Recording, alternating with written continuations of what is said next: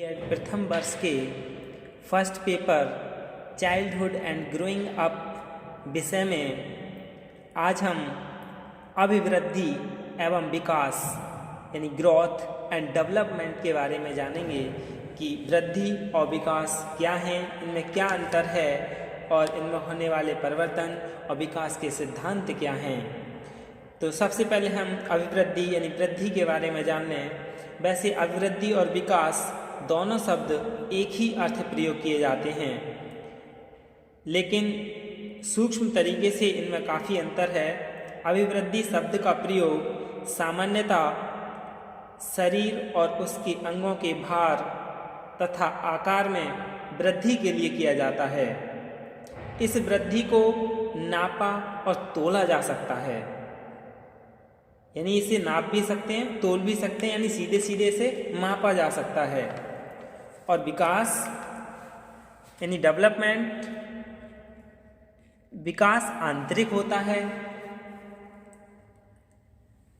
विकास जीवन पर्यंत चलता रहता है। विकास का कोई ना कोई लक्ष्य अवश्य होता है, यानी विकास को हम सीधे मापन नहीं कर सकते, लेकिन इसका मूल्यांकन के आधार पर मापन किया जा सकता है। यानी विकास में वृद्धि समाहित है, यानी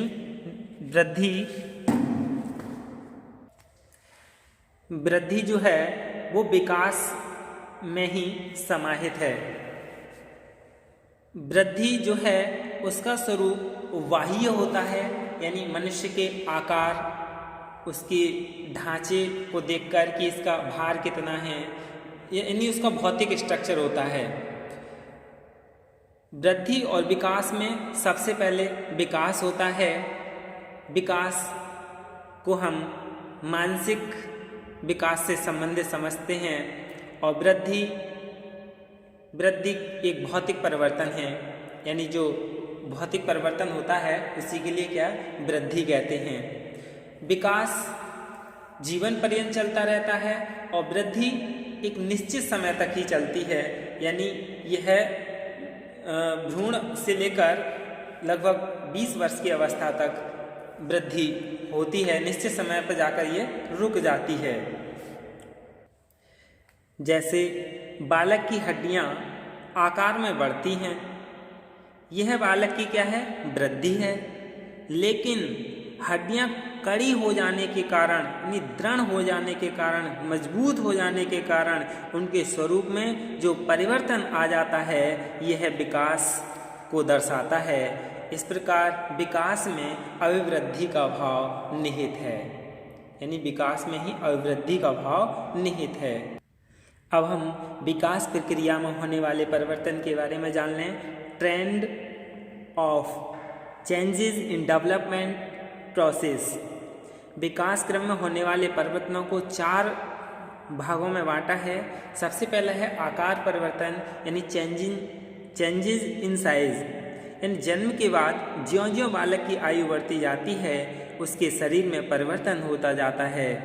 शरीर के ये परिवर्तन बाह्य और आंतरिक दोनों अवयवों में होते हैं। शरीर की लंबाई, चौड़ाई, भार में वृद्धि और आंतरिक अंग जैसे हृदय, मस्तिष्क, उदर, फेफड़ा आदि का आकार भी बढ़ता है। शरीर परिवर्तनों के साथ साथ मानसिक परिवर्तन भी होते हैं। आयु में वृद्धि के साथ साथ बालक के शब्दकोश बढ़ता है और स्मरण शक्ति का भी विस्तार होता है। दूसरा है शारीरिक अंगों के अनुपात में परिवर्तन, यानी proportional changes in bodily parts. बालक एवं वयस्क के अंग प्रत्यंगों के अनुपात में अंतर होता है। बाल्यावस्था में हाथ पैर की अपेक्षा सिर बड़ा होता है, किंतु किशोरावस्था में आने पर यह अनुपात वयस्कों के समान होता है। इसी प्रकार का अंतर मानसिक विकास में भी देखने को मिलता है। प्रारंभ में बालक काल्पनिक जगत में घूमता है, किंतु किशोरावस्था के बाद वह वास्तविक जगत में आ जाता है। बाल्यावस्था में बालक आत्म केंद्रित होता है, किंतु किशोरावस्था में वह विषमलिंगी में रुचि लेने लगता है, यानी जैसे लड़का लड़की में और लड़की लड़के में इस तरह से इंटरेस्ट लेना शुरू कर देते हैं। फिर है कुछ चिन्हों का लोप, appearance of some signs। यानी विकास के साथ ही थाइमस ग्रंथि, दूध के दांत, इन सभी का लोप हो जाता है और इसके साथ ही वह बाल क्रियाओं एवं क्रीड़ाओं को भी त्याग देता है। यानी जो बचपन में बालक अंगूठा चूसना या इन तरह की एक्टिविटी करना, जो बच्चे वाली क्रियाएं हैं, उन्हें क्या है, लोप हो जाती हैं, यानी भूल जाता है वह। फिर है नवीन चिन्हों का उदय या नई विशेषताओं या गुणों का उदय, जैसे सेक्स के ज्ञान की इच्छा, नैतिकता, जिज्ञासा की भावना का विकास। और इसमें क्या है, नवीन चिन्हों का उदय, जैसे उसके स्थायी दांतों का उगना, ये सभी क्या है, उदय होने लगते हैं। ये क्या है, विकास प्रक्रिया में होने वाले परिवर्तन हैं। अब हम अभिवृद्धि यानी विकास का सिद्धांत जान लेते हैं कि विकास के सिद्धांत क्या हैं। वृद्धि और विकास के सिद्धांत, principle of growth and development. सबसे पहले है समान प्रतिमान का सिद्धांत, प्रिंसिपल ऑफ यूनिफॉर्म पैटर्न। इसमें क्या है, एक जाति के जीवों में विकास का क्रम एक क्रम पाया जाता है और विकास की गति का प्रतिमान भी समान होता है। जैसे दो व्यक्ति समान नहीं होते हैं, किंतु सभी सामान्य बालकों के विकास का क्रम समान होता है।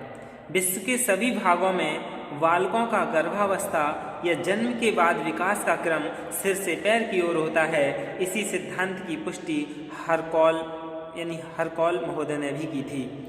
फिर है दूसरा सामान्य से विशिष्ट क्रियाओं का सिद्धांत, यानी सामान्य से विशिष्ट क्रियाओं का सिद्धांत, principle of general to specific response. इसमें क्या है, बालक का विकास के सभी क्षेत्रों में सर्वप्रथम सामान्य प्रतिक्रिया होती है, उसके बाद वह विशिष्ट रूप धारण करती है।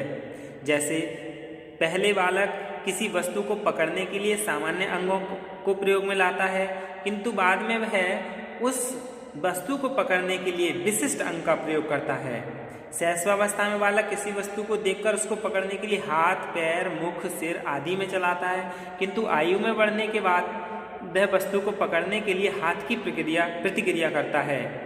इसी प्रकार का रूप उसके अन्य क्षेत्रों में भी देखने को मिलता है। यानी सबसे पहले बालक सामान्य, फिर धीरे धीरे वह विशिष्टता की ओर चला जाता है। फिर है सतत विकास का सिद्धांत, यानी continuous, principle of continuous growth.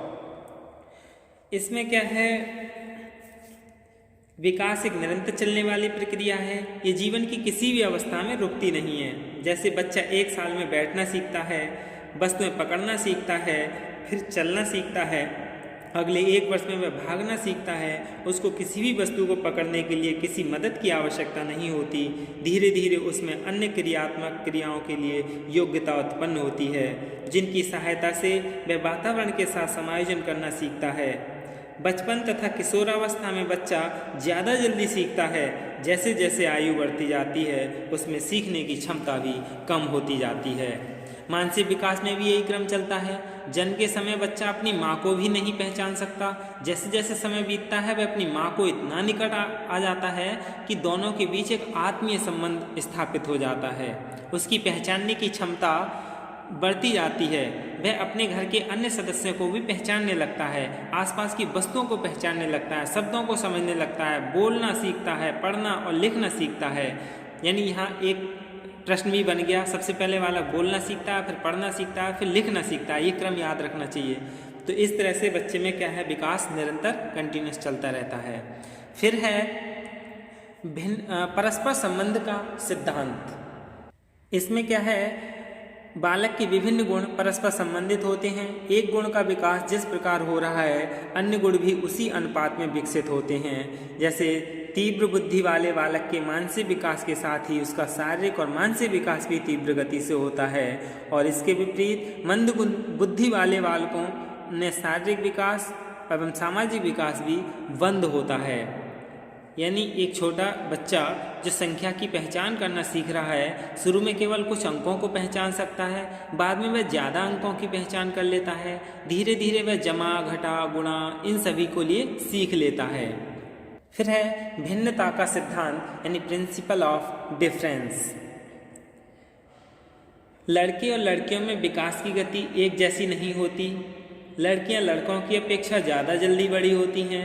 विकास की कुछ अवस्थाओं में, विशेष तौर पर प्रारंभिक किशोर अवस्था में, लड़कियां लड़कों की अपेक्षा ज़्यादा लंबी और मोटी पाई जाती हैं। ऐसा इसलिए होता है कि किशोर अवस्था में वृद्धि की गति लड़कियों में जल्दी होती है, इसलिए वे जल्दी लंबी हो जाती हैं, लेकिन लड़के जल्दी ही वृद्धि में उनसे आगे निकल जाते हैं। जैसे एक लड़की 12-13 वर्ष के लगभग पूरी लंबाई ग्रहण कर लेती है और बाद में बहुत कम लंबाई प्राप्त करती है, लेकिन एक दूसरी लड़की 12-13 वर्ष की तक बहुत नाटी व मोटी होती है, बाद में वह एकदम से लंबी हो जाती है और पहली लड़की से भी ज़्यादा कद निकाल लेती है। ये क्या है? पर भिन्नता का सिद्धांत है, यानी सभी में भिन्न भिन्न तरीके से विकास होता है। अब है विकास की दशा का सिद्धांत, प्रिंसिपल ऑफ डेवलपमेंट। विकास की दशा में क्या है? दो हैं क्रम इसमें, सिरोपुच्छ क्रम और समीपोदूरस्थ।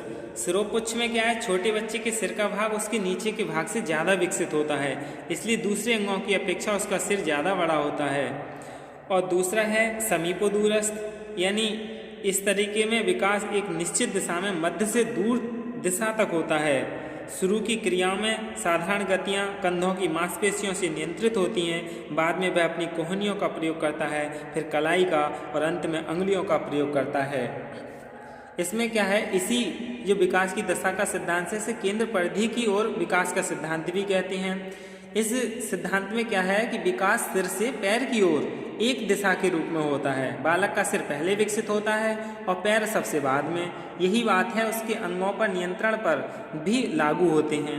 बालक जन्म के कुछ समय बाद सर्वप्रथम अपने सिर को ऊपर उठाने का प्रयास करता है। 9 माह की आयु में सहारा लेकर बैठने लगता है। धीरे धीरे घिसटकर चलते चलते वह पैरों के बल पर 1 वर्ष तक आयु में खड़ा हो जाता है। यही क्या है? सिर से पैर की ओर सिद्धांत या समीप से दूर की ओर का सिद्धांत कहते हैं। फिर है व्यक्तिगत भिन्नताओं का सिद्धांत, यानी बालकों के विकास के क्रम में व्यक्तिगत भिन्नताएं भी अपना प्रभाव दिखाती हैं। इसके बहुत सारे कारण हैं, यानी आनुवंशिक कारण भी होते हैं, जिसकी वजह से बच्चा जिसके माता पिता की कम बौद्धिक स्तर होता है तो बच्चों का भी उतना ही होता है। जिनका तीव्र होता है माता पिता का बौद्धिक स्तर तो बच्चे का भी तीव्र होता है, यानी विकास की गति में अंतर आ जाता है। यही क्या है? विकास के सिद्धांत हैं। धन्यवाद।